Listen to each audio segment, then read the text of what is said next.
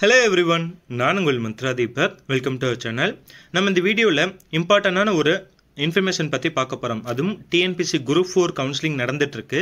So அதில் counselling போகிறவங்க compulsory இந்த வீடியோவை டெஃபினட்டாக பார்த்துட்டு போயிருங்க. கண்டிப்பாக இது யூஸ்ஃபுல்லாக இருக்கும். ஏன் அப்படின்னா ஒன்ஸ் நீங்கள் சூஸ் பண்ணதுக்கப்புறம் லைஃப்பில் நிறைய விஷயங்கள் அதில் சேஞ்ச் பண்ணவே முடியாது. ஸோ அதனால் ஏன்டா சூஸ் பண்ணிட்டோம் அப்படின்னு நினைக்கிற அளவுக்கு நீங்கள் அந்த மாதிரி டிசிஷன் எடுத்துடாதீங்க. ஃபஸ்ட்டு அதை ஃபுல் அனாலிசிஸ் தெரிஞ்சுக்கோங்க. இது என்னோட எக்ஸ்பீரியன்ஸ் வைஸில் நான் உங்களுக்கு இதில் ஷேர் பண்ணுறேன். என்ன அப்படின்னா டிஎன்பிசி குரூப் 4ல் 2 டைப் ஆஃப் டிபார்ட்மெண்ட் இருக்கும். ஒன்று ஸ்டேட் சீனியாரிட்டி டிபார்ட்மெண்ட், இன்னொன்று டிஸ்ட்ரிக்ட் சீனியாரிட்டி டிபார்ட்மெண்ட் அப்படின்னு சொல்லுவாங்க. ஓகே, ஸோ என்னென்ன டிபார்ட்மெண்ட்லாம் ஸ்டேட் கேட்டகரியில் வருது, என்னென்ன டிபார்ட்மெண்ட்லாம் டிஸ்ட்ரிக்ட் கேட்டகரியில் வருது, எது வேலைப்பளு ரொம்ப அதிகமாக இருக்கும், என்னென்ன துறைகள்லாம் இருக்குது, சீனியாரிட்டி ரேங்கிங் குயிக்காக ஃபாஸ்ட்டாக ப்ரொமோஷன் ஆகிறது என்ன டிபார்ட்மெண்ட் 2ல்.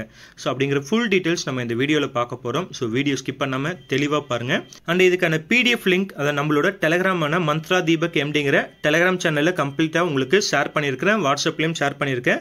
Telegram, WhatsApp, social media link இந்த வீடியோ கீழே டிஸ்கிரிப்ஷன்லேயும் கொடுத்துருக்கிறேன். தெளிவாக பார்த்து அதை டவுன்லோட் பண்ணி வச்சுக்கோங்க. டவுன்லோட் பண்ணிட்டு இந்த வீடியோ ஓப்பன் பண்ணி பாருங்கள். கண்டிப்பாக யூஸ்ஃபுல்லாக இருக்கும். வீடியோ ஸ்கிப் பண்ணி பார்க்காதீங்க.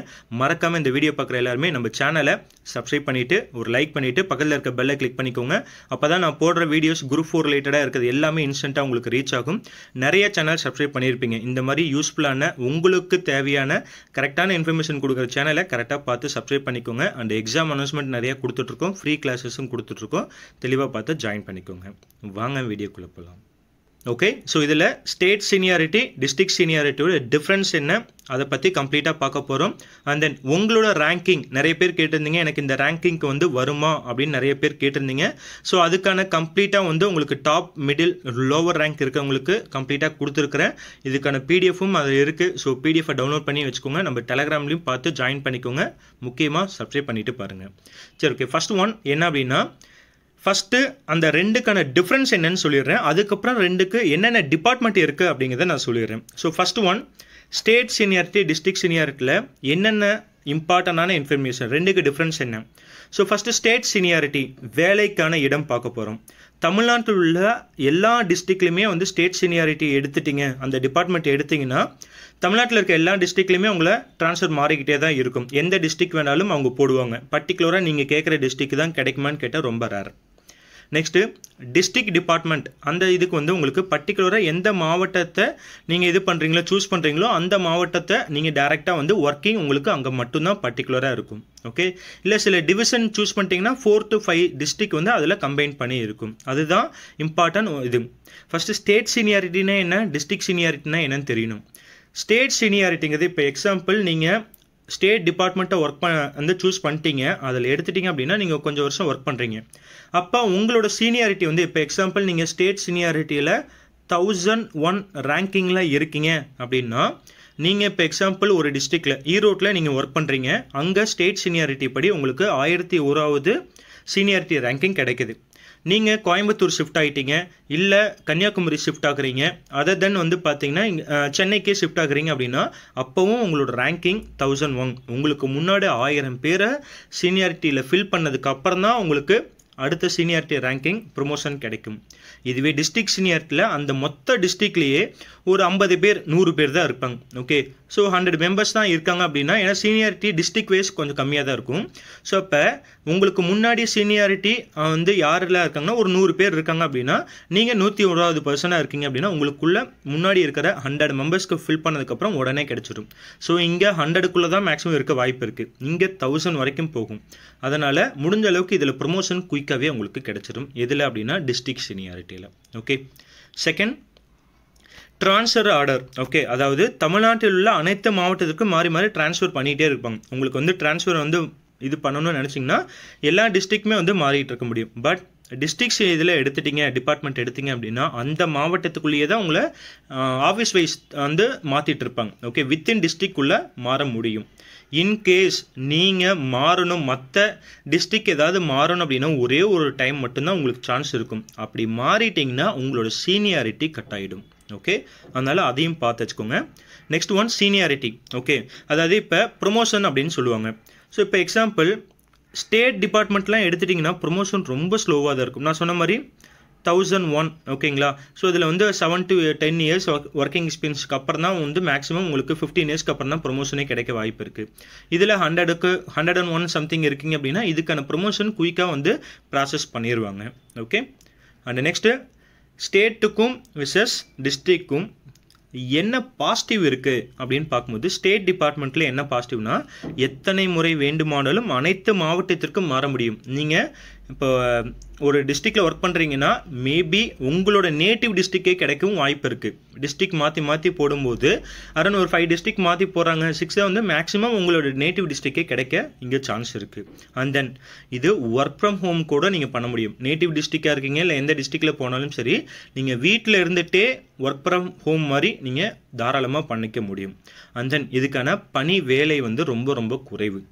பட் இதுவே நீங்கள் டிஸ்ட்ரிக்ட் டிபார்ட்மெண்ட் எடுத்திங்கன்னா சொந்த மாவட்டம் கிடைத்தவர்களுக்கு நீங்கள் தான் அந்த ஊரின் ராஜா. அதாவது நேட்டிவ் டிஸ்ட்ரிக்ட் ஃபஸ்ட்டு எடுக்கும் போதே உங்களோட நேட்டிவ் டிஸ்ட்ரிக்ட் கிடச்சிருச்சு அப்படின்னா நீங்கள் தான் அந்த ஊருக்கு ராஜா, சிங்கம் மாதிரி. ஓகேங்களா. ஸோ இன்கேஸ் உங்களோட நேட்டிவ் டிஸ்ட்ரிக்ட் கிடைக்கல, ஓகே, இன்கேஸ் மற்ற டிஸ்ட்ரிக்ட் கிடச்சிருக்குன்னா வேறு வழியே இல்லை, அப் டு ரிட்டையர்மெண்ட் வரைக்கும் நீங்கள் அந்த டிஸ்ட்ரிக்டில் தான் இருக்க முடியும். இன்கேஸ் உங்களுக்கு ட்ரான்ஸ்ஃபர் ஆகிறதுக்கு சான்ஸ் கிடைச்சா ஒன்லி 1 சான்ஸ் மட்டும்தான் கிடைக்கும். அது எந்த டிஸ்ட்ரிக்ட் நேட்டிவாக கிடைக்கலாம் இல்லை மற்ற எந்த டிஸ்ட்ரிக்ட் வேணாலும் போடலாம். ஓகே. அண்ட் தென் இதுக்கு ரேங்கிங் ப்ராசஸ் வந்து பார்த்தீங்கன்னா குயிக்காக வந்து உங்களுக்கு ப்ரொமோஷன் வந்துகிட்டே இருக்கும். நீங்கள் ஒரு ஜூனியர் அசிஸ்டன்ட் எடுத்துக்க அப்படின்னா அசிஸ்டன்ட் அண்டு சூப்பர்வைசர் அந்த மாதிரி வந்து பார்த்தீங்கன்னா அப் டு நீங்கள் தாசில்தார் வரைக்குமே நீங்கள் ப்ரொமோஷன் வரைக்கும் இருக்குது. அது வந்து டிஸ்ட்ரிக்டில் தான் கிடைக்கும்.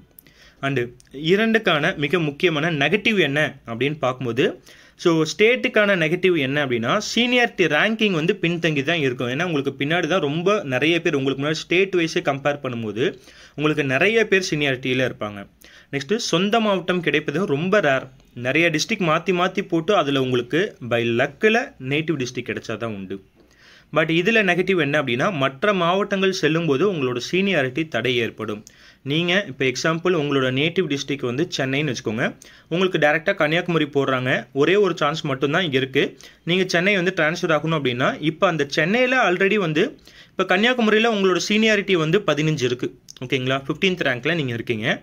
இதே சென்னையோ இல்லை கோயம்புத்தூரோ ஈரோட நீங்கள் மாறணும்னு டிசைட் பண்ணிட்டீங்கன்னா அப்போ கோயம்புத்தூரில் அதுக்கு முன்னாடி வந்து ஒரு 50 பேர் இருக்காங்க அப்படின்னா நீங்கள் 51 ரேங்க்கில் ஸ்டார்ட் ஆவீங்க. எனக்கு இங்கே 15 தான் கிடச்சிருக்கு, திரும்ப இங்கே 15 கேட்குனா கண்டிப்பாக கிடைக்காது. அங்கே எத்தனை பேரோ அதுக்கடுத்த லாஸ்ட் பர்சன்லேருந்து ஸ்டார்ட் ஆகி திரும்ப மறுபடியும் ஃபஸ்ட்லேருந்து ப்ராசஸ் ஸ்டார்ட் ஆகும். இது கிடைக்க ப்ரொமோஷன் ரொம்ப லேட் ஆகும். அண்ட் தென் இன்னொரு நெகட்டிவ் என்னென்னா ஒரு முறை மட்டும்தான் மாவட்டம் விட்டு மாவட்டம் மாறத்துக்கான வாய்ப்பு கொடுப்பாங்க. அதுவும் ஒரு 4 to 5 இயர்ஸ் ஒர்க்கிங் எக்ஸ்பீரியன்ஸ்க்கு அப்புறம் தான்.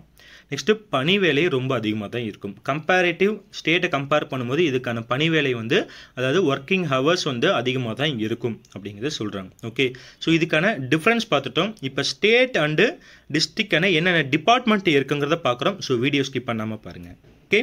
இப்போ ஸ்டேட் டிபார்ட்மெண்ட்லாம் என்னென்ன எதை சூஸ் பண்ணலாம் இப்போவும் நல்லா சொல்கிறேன், தெளிவாக நோட் பண்ணி வச்சுக்கோங்க.